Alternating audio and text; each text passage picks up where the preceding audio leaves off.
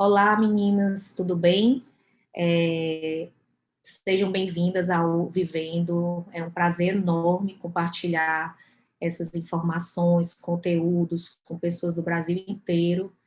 E nós aqui do Ceará, da Clínica Salvata, tivemos a honra de ser convidados pelo Dr. Patrick para participar desse evento tão importante, de tanto empoderamento para as mulheres, que é um conteúdo informativo de qualidade para vocês. Então, eu vou começar a minha aula falando por que a endometriose ocorre. Então, vocês já ouviram esse contexto da endometriose agora do Patrick, e eu vou falar um pouquinho por que ela ocorre, por que eu fui escolhida, né? Então, é importante a gente entender, no nosso contexto, o porquê que as coisas acontecem com a gente. A partir do momento que a gente entende o porquê que as doenças acontecem, é muito mais fácil da gente conseguir compreender o tratamento, compreender o diagnóstico. Então, é importante, sim, vocês entenderem por que a endometriose acontece. E, a partir daí, quando a gente tem uma dúvida do diagnóstico, quando a gente tem uma dúvida do que esse diagnóstico pode afetar na gente, isso pode causar sofrimento e depressão. Então, os estudos mostram que até 30% das pacientes têm sofrimento, têm depressão por conta da dúvida do diagnóstico. E o não entendimento dessa doença também pode diminuir a vontade de melhorar, de abandonar o tratamento. Então, tudo isso está relacionado com o não entendimento da doença. E a busca incessante por uma cura, que às vezes não vem, pode aumentar, sim, os sentimentos de esgotamento e de frustração. E aí, quando a gente vai para a literatura médica, a gente vê o quê? Que mais de 28 mil artigos são publicados sobre a endometriose. E se a gente pega a adenomiose, que é ali como se fosse uma prima ou irmã da endometriose, mais de 2 mil artigos. Então, tudo isso para entender essa doença, tentar descobrir o que foi que aconteceu para as pacientes desenvolverem e como a gente pode tratar. Então, existem várias teorias do aparecimento da endometriose. E aí, para tornar um pouco mais leve, já que é muita teoria, eu queria explicar um pouquinho que nenhuma delas é perfeita, nenhuma delas é assim, pronto, essa é a teoria e acabou. Então, foi por isso que aconteceu comigo. Como a gente tem muitas teorias, elas são interligadas muitas vezes, e elas são coexistentes, ou seja, elas existem entre si. Então, às vezes a sua endometriose foi por um motivo, a de outra paciente foi por outro motivo, mas é importante a gente entender que existem várias teorias. Desde a teoria daquela menstruação retrógrada, que é quando a gente tem uma implantação de uma camadinha do útero chamada endométrio dentro da cavidade, né, da barriga, que aí pode vir para o intestino, pode ir para a bexiga, pode ir para o ovário, para a trompa. Então, essa menstruação que cai pela trompa, ela pode levar à implantação dessas células que estavam ali dentro do útero, fora do útero. Além disso, essas células, elas podem caminhar pelo nosso corpo através do sangue, né? E aí chegar em algum outro local através do sangue também e se implantar naquele local. Ela pode também ser derivada de uma outra célula. Então, é como se uma outra célula, um outro tecido seu normal se transformasse num tecido de endométrio, que é o tecido que é da endometriose.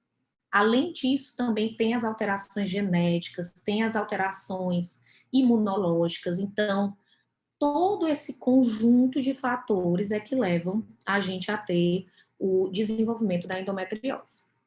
Então, se a gente for pensar em como eu desenvolvi, a gente tem que perceber que vários os fatores podem levar a esse desenvolvimento, desde as alterações genéticas, ou seja, existem vários genes que estão relacionados com a endometriose, e por isso a gente tem essa inter-relação com, por exemplo, uma mãe que tem endometriose, a filha também pode desenvolver, um parente de primeiro ou de segundo grau. Então, isso faz parte da nossa história clínica quando a gente vai perguntar, porque pode linkar essas alterações genéticas entre si. Com isso, as pacientes, em sua grande maioria, também têm alterações imunológicas, então a queda da imunidade de alguns tipos de células podem levar ao desenvolvimento da endometriose, ou seja, daquela célula conseguir invadir o tecido. Então, eu sempre falo para as pacientes assim, eu, por exemplo, não tenho endometriose Então, essa célula cai pela trompa na minha barriga através da menstruação retrógrada. Essa célula não consegue desenvolver uma endometriose em mim porque eu não tenho essas alterações imunológicas. Então, meu corpo consegue limpar aquele processo que está ali e aí vida que segue. Nas pacientes que têm endometriose, não. A gente não consegue ter essa limpeza. Então, a célula consegue se infiltrar. Às vezes, a diminuição da ação de alguns hormônios naquela célula, principalmente o hormônio da progesterona. A célula e o processo inflamatório, ele gera um estresse oxidativo, ou seja, a paciente tem mais reação inflamatória, e com isso ela tem uma resposta inflamatória, aumenta a vascularização, aumenta a inervação, tudo isso gerando dor. Então, esse processo inflamatório, que é causado por essa menstruação retrógrada, que aumenta alguns processos de estresse oxidativo que a gente estava falando, né? Ou seja, inflamação. Então, a paciente que tem endometriose, ela tem um processo de inflamação. E essa inflamação é inflamação crônica, porque imagina, se a menstruação cai pela barriga através da trompa, o sangue entra em contato lá com a barriga, né? Ou seja, aumenta o estresse oxidativo, que aumenta a quantidade de sangue lá. Isso faz com que aumentem os fatores que inflamam. E isso fazendo todo mês, aumenta, claro, a resposta da dor. Então, a paciente começa a ter dor crônica, começa a ter dor progressiva, que piora toda a vida, porque cada mês isso acontece. E todo mês que isso acontece, aumenta cada vez mais esses fatores. Então, a endometriose ela é responsável por aumentar esses fatores da inflamação.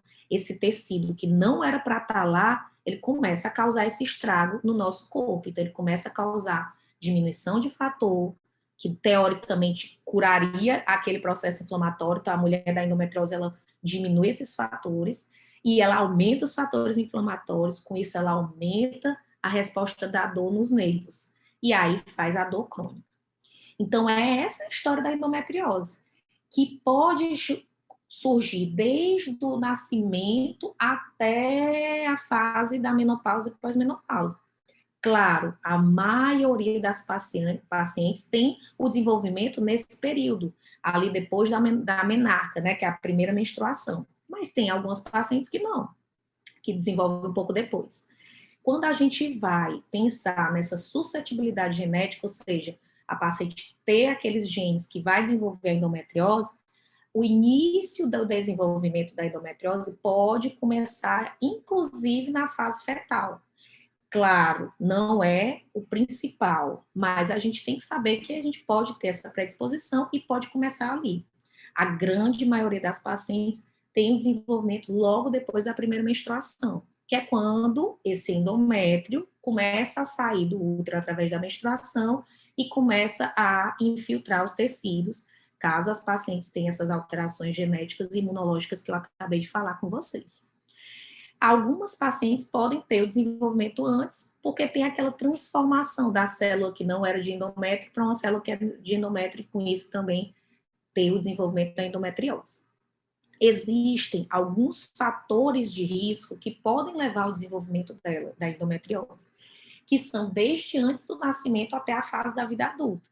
Então, antes do nascimento, os estudos mostraram que bebês, mulheres que nascem com baixo peso ou pequenas para a idade gestacional ou com malformações uterinas, elas podem ter uma chance elevada de ter endometriose em detrimento das pacientes que não têm isso. Na infância e na adolescência, o que é muito importante da gente ver como fator de risco é a idade da primeira menstruação. Quanto mais novinha a paciente for, maior a chance dela ter o desenvolvimento da endometriose. Por quê? Porque ela tem mais contato com esse endométrio que sai, que cai na cavidade da barriga através da trompa. Além disso, as meninas mais magrinhas, elas têm também uma chance maior de desenvolvimento da endometriose, assim como as meninas que têm mais sensibilidade ao sol. Então, são alguns estudos que mostram esses fatores. Na fase adulta, ou seja, depois da primeira menstruação, depois da adolescência, o aumento do fluxo, os ciclos curtos, ou seja, é a pessoa menstruar de 21 em 21 dias, de 20 em 20 dias, ou seja, ciclos menores, e não ter tido filhos, é também um fator de risco, porque eu tenho mais exposição a esse endométrio cair na minha barriga. Então, tudo isso pode gerar uma predisposição à endometriose, então é importante a gente prevenir esses fatores. E o que que afeta? O que que gera, o que que é importante para a gente descobrir, né? Então, o que que a gente tem que saber para a gente descobrir e o que que pode gerar se eu descobrir muito depois, se eu tiver um atraso diagnóstico. Se eu tiver um atraso diagnóstico, todo mês isso vai acontecer. Imagina, todo mês inflamado, todo mês ter dor, todo mês ter um aumento da inervação, todo mês ter um processo de inflamação dentro da sua barriga. Isso pode levar a uma progressão da doença, ou seja, mais contato com o endométrio, mais crescimento do nódulo, pode aumentar o risco de infertilidade, mas o principal, aquilo que a gente não quer de jeito nenhum, é o desenvolvimento da dor crônica. Porque a dor crônica, o processo inflamatório, ele gera uma ativação dos nervos que moram na pelve. Então, essa lesão todo dia, todo dia, todo dia, faz com que os nervos fiquem mais ativos. E aí, esses nervos, depois de mais ou menos 6 meses, que é quando a gente dá o diagnóstico de dor crônica, ele já dizia assim, olha, a gente não consegue mais controlar essa dor, manda para o cérebro. Então, essa centralização da dor, ela faz com que a gente comece a gerar uma memória de dor. E isso diminui a necessidade de estímulo local. Não preciso estimular mais para dizer que tem dor, porque o cérebro já manda a resposta rápida. Essa comunicação entre os nervos, então um nervo comunica para o outro, e isso gera mais dor em mais locais e faz com que a dor seja mais rápida. Então, é muito mais difícil da gente tratar quando tem dor crônica. Então, por isso a importância do diagnóstico mais precoce. E aí a gente fica na dúvida, meu Deus, então tudo isso vai acontecer comigo? Não, calma. Existe uma luz no fim do túnel. Existem, hoje em dia, muitos tratamentos do diagnóstico. Existe a chance da gente diminuir essa possibilidade da dor crônica. Então, por isso a importância da informação. Por isso a importância de você saber como isso surge, para que você faça essa intervenção em você mesma, de procurar saber, de saber por que que você tem essas cólicas tão importantes. E isso é o que é o mais interessante desse tipo de evento que a gente tem hoje, que é o Vivendo. E tudo isso só se dá, o tratamento da dor, da inflamação, de prevenção, de progressão, se a gente tem um time especializado, um time que trabalhe integrado em relação ao tratamento da endometriose. Então, eu queria dar de mensagem final para vocês duas coisas. Primeiro, essa frase, para mim, ela é uma frase muito importante, que é o conhecimento, ele é poder, ele é inclusivo e ele deve ser compartilhado. Então, a gente só se empodera da nossa própria vida e dos nossos tratamentos e do que a gente tem e o que a gente pode fazer por nós mesmos se a gente conhece a nossa doença, se a gente conhece o que trata, como tratar, como ela surge. Então, espero que vocês tenham entendido e se empoderem desse entendimento para que isso torne a sua vida muito mais leve no seu tratamento, você consiga integrar você mesmo, você mesma ao tratamento da endometriose, aos seus profissionais que você escolheu, e estou à disposição para tirar suas dúvidas e compartilhar todos os nossos conhecimentos juntas aqui.